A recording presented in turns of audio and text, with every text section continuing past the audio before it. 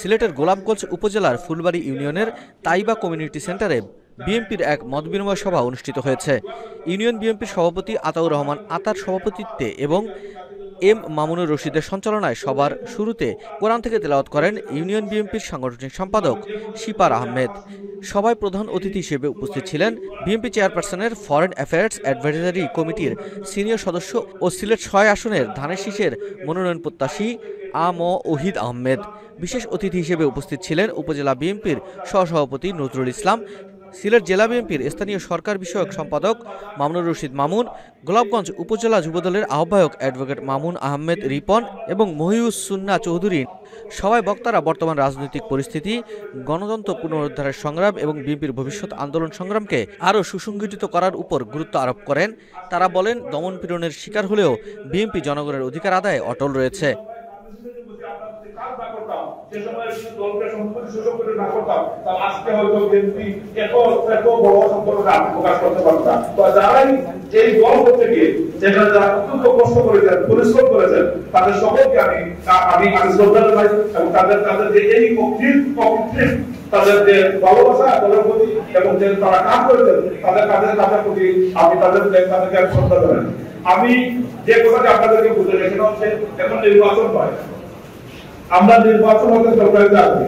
BNP একটি বড় সংগঠন, অত্যন্ত বৃহৎ সংগঠন, বাংলাদেশের সর্ববৃহৎ সংগঠন। এই সংগঠনের প্রতিনিধিত্ব থাকতেই পারে। আপনি দেশেও আছে, ইংল্যান্ডে আমি পার্লামেন্টে নির্বাচন করেছি। নির্বাচন করার আগে আমার একটা প্রসেস ছিল, প্রসেসের মাধ্যমে আমি আমাদের মেম্বারদেরকে কনভিন্স করে তাদের সমর্থন নিয়ে আসিং করে তাদের প্রশ্নের উত্তর দিয়ে তাদের কনভিন্স করে তাদের সমর্থন নিয়ে আমাকে পরিচয় দিতে হবে। এটাই নিয়ম বিভিন্ন দেশে। এটা করলে অনেকেই বলে দলের মধ্যে কিন্তু আসলে কিন্তু না।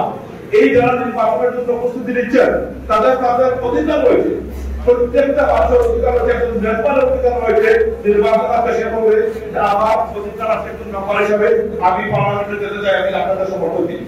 এটা কিন্তু তার অধিকার।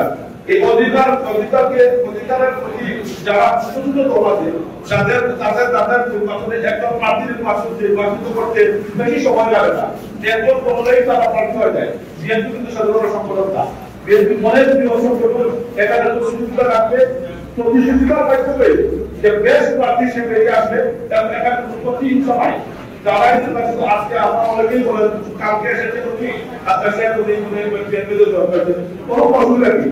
তার যদি তার কালকে আসার পরে মানুষ তাকে বেঁচে নেয়, আপনাদের কাছে করে আপনার প্রার্থী হবে, কোনো অসুবিধা না পাই না।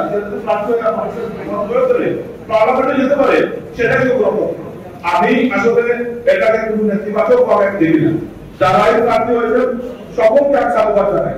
একটা কথা প্রার্থীদের বলতে চাই, সেটা হচ্ছে যে আপনারা সবাই দলের কথা বলবেন।